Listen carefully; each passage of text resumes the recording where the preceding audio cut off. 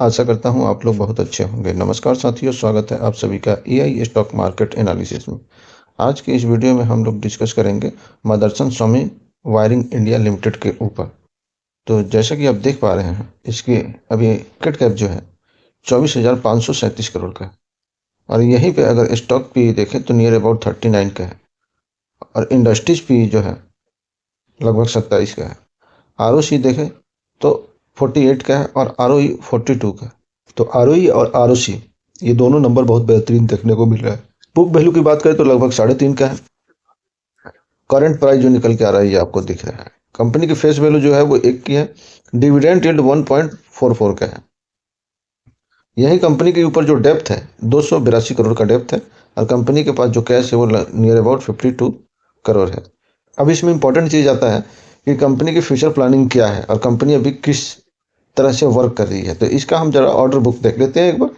तो मेन चीज़ है कंपनी की जो ये 525 में फोकस कहाँ है।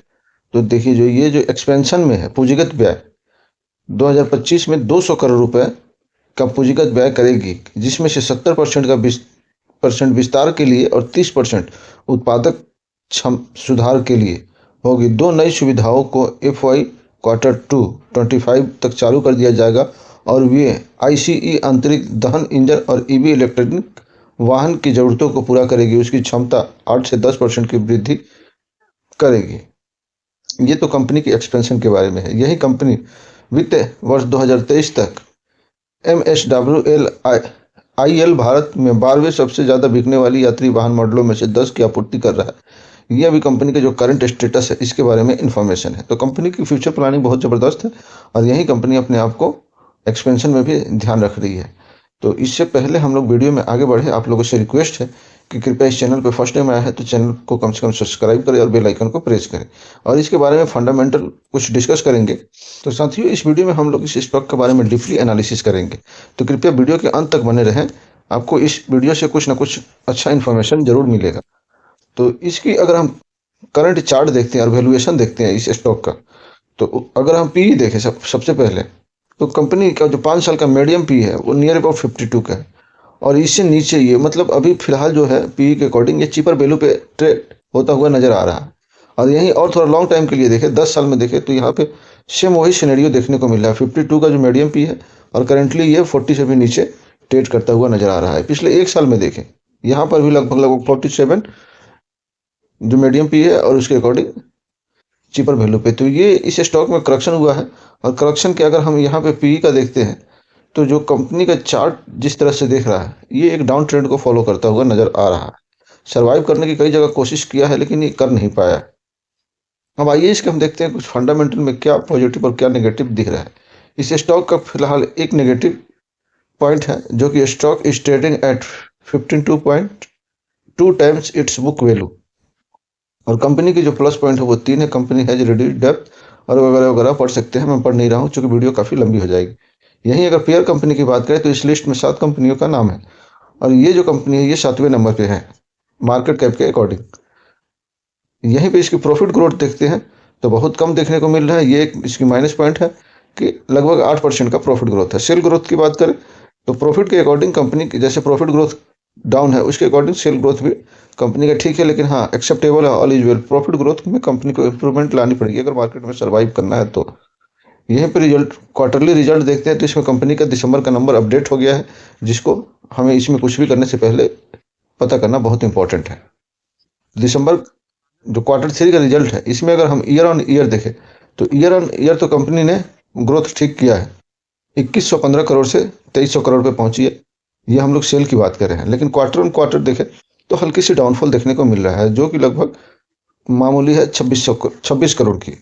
और यहीं पे जब कंपनी का सेल थोड़ा सा डाउन हुआ है तो एक्सपेंस में भी थोड़ी सी डाउनफॉल देखने को मिल रही है जो कि 2063 करोड़ है और पहले था 2076 करोड़। तो इसमें लगभग 7 करोड़ का डाउनफॉल देखने को मिल रहा है। तो ये अच्छी बात है कि जब सेल कंपनी की 26 करोड़ तो एक्सपेंस उसके अकॉर्डिंग तो कम ही डाउन हुआ है। मेन चीज होता है जो कंपनी की profit net profit after tax निकल के आ रहा है, इसमें भी गिरावट देखने को मिल रही है जैसे कि कंपनी का सेल डाउन हुआ है। तो क्वार्टर ऑन क्वार्टर देखते हैं तो लगभग 8 करोड़ का डाउनफॉल देखने को मिल रहा है सेल में। और ईयर ऑन ईयर देखते हैं तो यहाँ पे लगभग 28 करोड़ का डाउनफॉल देखने को मिल रहा है। जैसे कि कंपनी ने अभी जो नंबर पेश किया ये 140 करोड़ का है। इसका इफेक्ट पड़ा है स्टॉक पे, जो कि पी पे जो कि 0.34 से घटकर 0.32 हो गया है। तो ये तो हम लोग देख रहे हैं quarterly result.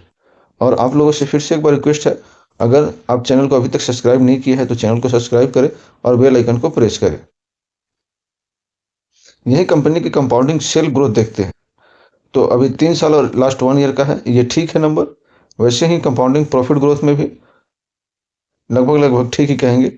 Stock price CAGR में जैसा कि हम लोगों ने देखा कि अभी जो मार्केट ट्रेंड चल रहा है, चार्ट हम लोग देख के जो एक्सपेक्टेशन आ रही है वो निगेटिव ट्रेंड में है। तो यहाँ पे स्टॉक प्राइस सीएजीआर 1 साल का माइनस में 20% का है। रिटर्न ऑन इक्विटी में स्टॉक का नंबर ठीक दिख रहा है। बैलेंस शीट की बात करें तो बैलेंस शीट में कंपनी के पास जो रिजर्व है वो 1175 करोड़ का है। तो ये नंबर ठीक दिख रहा है। यही लाइबिलिटी जो है कंपनी की ये थोड़ी सी ज़्यादा है, ये एक चिंता की विषय है, जो कि 1482 करोड़ है। तो यहाँ पे रिजर्व ज़्यादा होना चाहिए था और लाइबिलिटी कम होना चाहिए था। यही कंपनी की रिटर्न ऑन टोटल एसिड्स से देखते हैं तो टोटल एसिड्स में कंपनी के पास जो है वो ईयर ऑन ईयर बेहतर होता हुआ नजर आ रहा है।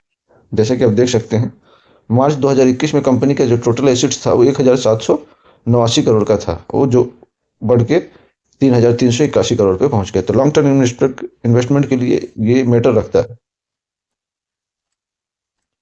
और एक और पॉइंट आप लोगों से चलते चलते इस वीडियो के दौरान मैं डिस्कस करना भूल गया था, वो कर दो कि ये वीडियो सिर्फ और सिर्फ एजुकेशन पर्पज के लिए बनाई जा रही है। हमारी तरफ से कोई बाई शेयर का रिकमेंडेशन नहीं है। आप कुछ भी करने से पहले अपने फाइनेंशियल एडवाइजर से एडवाइस जरूर ले लें। तो आइए अब हम लोग देख लेते हैं इसका शेयर होल्डिंग पैटर्न। तो शेयर होल्डिंग पैटर्न में हमें दिख रहा है कि प्रमोटर के पास कंटिन्यू स्टेबल क्वांटिटी में स्टेक पड़ा हुआ है। जैसा कि हम लोग देख पा रहे हैं लगभग 61.73% का अवेलेबल है। यही एफआई को देखें तो उनकी बिकवाली कंटिन्यू जारी है, जैसा कि इस स्टॉक में भी देखने को मिल रहा है। हल्का सा डाउनफॉल इसमें। वहीं जहां एफआई बेच रहे हैं वहां पे डीआई खरीद रहे हैं। ये हम लोग हर एक स्टॉक में इस बात को डिस्कस करते हैं और इसमें भी वैसे ही देखने को मिल रहा है। डीआई की हल्की सी बाइंग है, उसके सामने एफआई की हल्की सी सेलिंग है।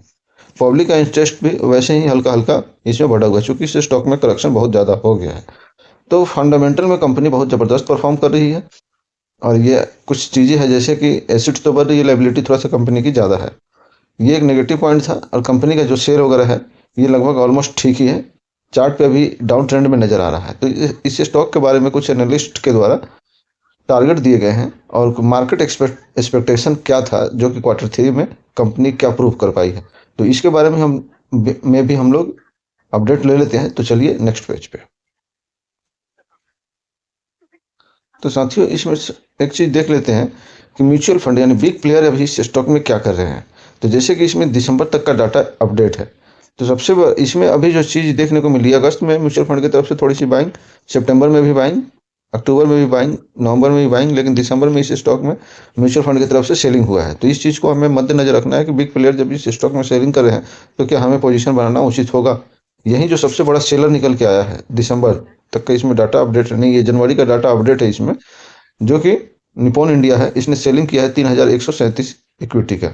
परसेंटेज टर्म में कुछ नहीं बनता है। वहीं जो सबसे बड़ा बायर है उसने बाइंग किया है कैनेडा। इसने बाइंग किया है 0.01% इक्विटी का, जो कि बैठता है 4 लाख इक्विटी बैठता है। तो कैनेडा ने जनवरी में बाइंग किया है। इसमें चार्ट में दिख रहा है, यहाँ पे जनवरी का डाटा भी अपडेट नहीं है, दिसंबर तक का है, लेकिन ये जनवरी का डाटा यहाँ पे अवेलेबल है, जिसमें पता चल रहा है कि बिग प्लेयर इसमें एंट्री हो रहा है। और आने वाले दिनों में जब ये चार्ट अपडेट होगा तो इसमें ये चीज़ें हमें देखने को मिलेगी। अब आइए हम लोग देख लेते हैं इसका टारगेट क्या है और मार्केट एक्सपेक्टेशन के सामने ये स्टॉक का रिजल्ट किस तरह का परफॉर्मेंस किया है। तो साथियों इसमें जैसे कि आप देख पा रहे हैं कि 12 एनालिस्ट के द्वारा 1 साल का जो फोरकास्ट किया गया है, इसमें मैक्सिमम एस्टिमेट ऑफ 83 रुपीज़। और ये तो वो एनालिस्ट है जिनके बारे में कुछ डिटेल अपडेट नहीं होता है इस साइट पे, लेकिन मोतीलाल ओसवाल की तरफ से भी टारगेट दिया गया है। उसको हम लोग फिलहाल देखेंगे। अभी इस चीज़ को देख लेते हैं, फिर मोतीलाल ओसवाल का भी टारगेट के बारे में हम लोग डीपली डिस्कस करेंगे। तो कृपया वीडियो के अंत तक बने रहें, सारी चीज़ आपको प्रूफ के साथ, तथ्यों के साथ मिलेगा। तो जैसे कि हम देख पा रहे हैं यहाँ पे मैक्सिमम टारगेट 83 रुपए का दिया गया है, जो कि अभी करंट मार्केट प्राइस है लगभग 50% अप में है। यही एवरेज जो है वो लगभग 71 का दिया हुआ है, जो कि टेक्निकल चार्ट पे भी एक्सपेक्टेड है। जैसे कि मैं देख के आया हूँ, मैं अभी आपको लोगों को चार्ट दिखा नहीं सकता क्योंकि सेबी की कुछ नई गाइडलाइंस आए हुए हैं। देखते हैं अभी इसका क्या डीपली एनालिसिस करेंगे तो पता चलेगा इसमें क्या टेक्निकल है, कोरू है, जिसकी वजह से मैं आप लोगों को चार्ट नहीं दिखा पा रहा हूँ। तो चार्ट पे भी लगभग 70 रुपये के आसपास में टारगेट इसका इजिली डन होता हुआ नजर आ रहा है। तो अगर आप मैक्सिमम टारगेट के लिए वेट कर सकते हैं, 1 साल का ये टारगेट है। अगर अभी पोजीशन बनाते हैं करंट मार्केट प्राइस पे तो 50% आपको रिटर्न लगभग 83 का है, यहाँ पे अवेलेबल है। यही देखते हैं अभी इस स्टॉक की रेटिंग क्या है। तो इस स्टॉक का रेटिंग जो है वो बाई में अभी बरकरार है। ईपीएस की बात करें, जो मार्केट का एक्सपेक्टेशन था वो 0.4 का था, और यहाँ पे जो कंपनी ने नंबर पेश किया इसमें 0.3 का है। तो यहाँ पे लगभग 25% का डाउनफॉल देखने को मिल रहा है ईपीएस में। यही रेवेन्यू की बात करें, जो कंपनी ने नंबर पेश किया इसमें मामूली डाउनफॉल देखने को, यानी 0.79% का। 23.44 का मार्केट ने एस्टिमेट लगाया था, जहां कंपनी ने 23.26 का नंबर पेश किया है। तो ऑल ओवर इसमें सब कुछ ठीक दिख रहा है। अब आइए मोतीलाल ओसवाल के हम लोग जो टारगेट प्राइस है इसके बारे में भी डिस्कस कर लेते हैं। और जैसा कि आप देख पा रहे हैं, मदरसन स्वामी वायरिंग इंडिया खरीदने की रेटिंग दिया हुआ है मोतीलाल ओसवाल की तरफ से। यहाँ पे आप देख सकते हैं कि ये इकोनॉमिक्स टाइम का आर्टिकल है, और इसमें अभी इन्होंने बाई की रेटिंग दे रखी है। जैसा कि यहाँ पे ओसवाल मोतीलाल ओसवाल की तरफ से 80 रुपये का मूल्य लक्ष्य खरीदने की सलाह दी है। मदरसन स्वामी वायरिंग इंडिया में मौजूदा बाजार भाव 67 रुपीज 69.74 रुपये है, यानी वहां से तो अभी ये चीपर वैल्यू पे, ये जब अपडेट आया था 17,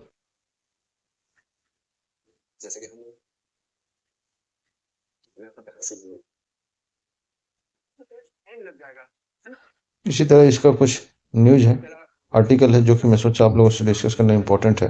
तो जैसे कि मदरसन स्वामी वायरिंग के तीसरे माह के विस्तार पर दबाव के कारण कर पश्चाताप लाभ 17% घटकर 140 करोड़ रुपए रह गया है। तो ये जो इसके रिजल्ट हम लोगों ने देखा, इसमें नेगेटिव रिजल्ट आने की वजह से ये सब हुआ है। तो आशा करता हूँ आपको हमारी तरफ से दी हुई जानकारी से आप संतुष्ट होंगे।